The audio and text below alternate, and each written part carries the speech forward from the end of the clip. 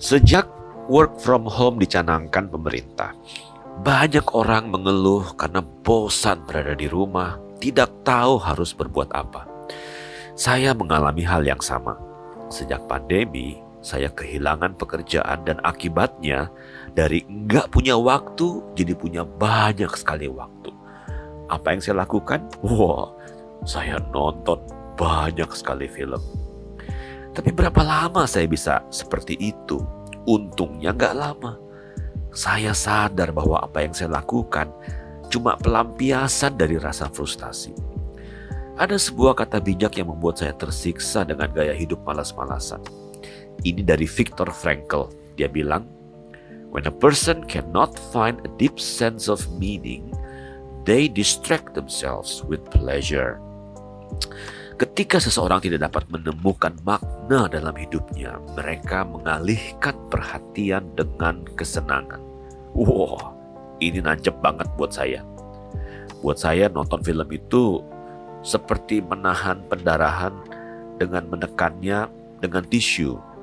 Luka itu harus ditangani dengan baik, bukan ditutupi ya dan berharap everything is going to be okay. Kalau tidak diobati bisa infeksi. Kalau kondisi saya tidak ditangani, saya bisa depresi. Saya harus melakukan sesuatu, tapi apa? Saya berpikir sejenak dan bertanya kepada diri sendiri. Apa ya yang dari dulu kepingin saya lakukan, tapi nggak sempat karena nggak punya waktu? Oke, saya suka ke toko buku. Saya suka mengoleksi buku walaupun jujur tidak semua saya baca. Tapi karena suka dengan buku, bolehkah saya bermimpi kalau suatu saat nanti saya bisa punya buku sendiri? Tapi saya kan bukan seorang penulis.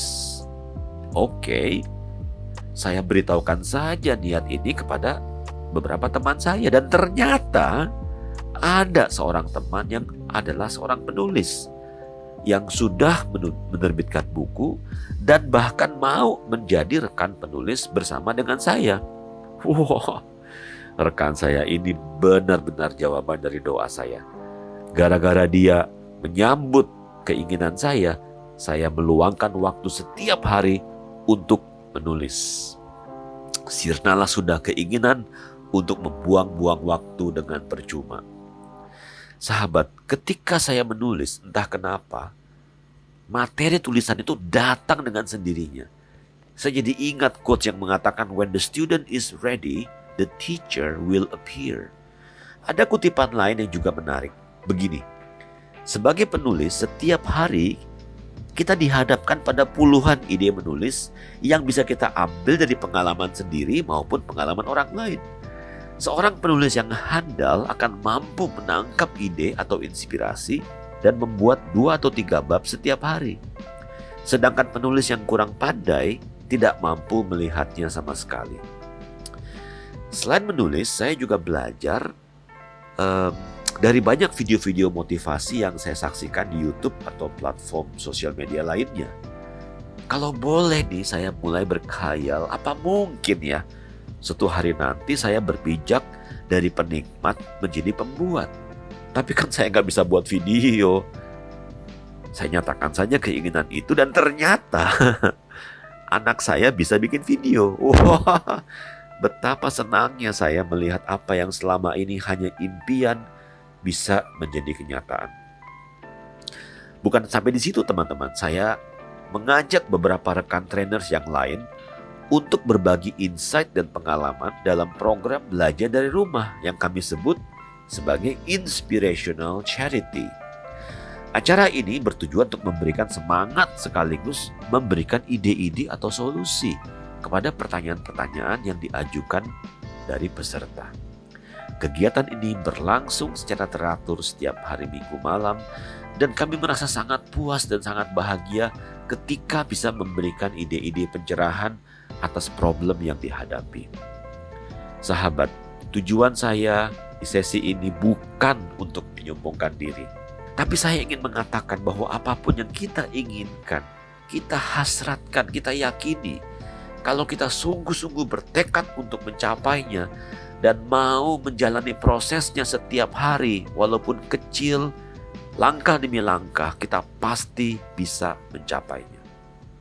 Bayangkan ya, Tuhan itu ketika selesai dengan penciptaan, dia mengatakan bahwa dia puas dengan karya ciptanya itu. Dan putranya sendiri, Yesus Kristus atau Nabi Isa mengatakan, Bapakku bekerja hingga hari ini. Ya.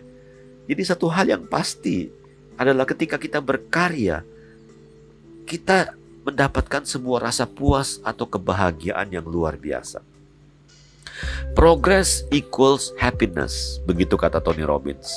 Ya, kalau kita mau merasa bahagia, kita harus membuat kemajuan dari apa yang kita kerjakan. Kebahagiaan itu adalah ketika kita menengok ke belakang dan kagum melihat sudah berapa banyak hal yang kita kerjakan. Sekarang waktu terasa sangat sedikit dan sangat cepat berlalu. Saya merasa 1 menit pun yang Tuhan berikan tidak saya sia-siakan dan saya manfaatkan dengan penuh tanggung jawab. Perasaan ini tidak muncul ketika saya menghabiskan waktu untuk nonton film. Saya juga belajar untuk menyatakan niat saya kepada orang lain. Jangan sungkan untuk mengatakannya. Ketika kita mengulurkan tangan, ternyata ada tangan lain yang menyambut. Memang ada banyak yang tidak menyambutnya, tapi so what? Satu saja orang yang mau, selesai sudah saya mencari. Dan saya mendapati kerjasama dengan orang lain bikin semangat. Ide-ide bisa TikTok dan disempurnakan. Rekan saya juga bisa mengingatkan ketika kita terpancing untuk bermalas-malasan. Bukankah merayakan sukses bersama terasa jauh lebih nikmat daripada merayakannya sendirian? Jadi sahabat, apa kesimpulannya? Apa yang Anda lakukan sekarang? Apa kegiatan yang membuat dengan tercapainya impianmu? Apa kegiatan yang membuat berproduktif, lebih kreatif, lebih bijaksana menggunakan waktu? Dan apakah kita bisa mempertanggungjawabkan waktu yang sudah Tuhan berikan kepada kita dengan sebaik-baiknya?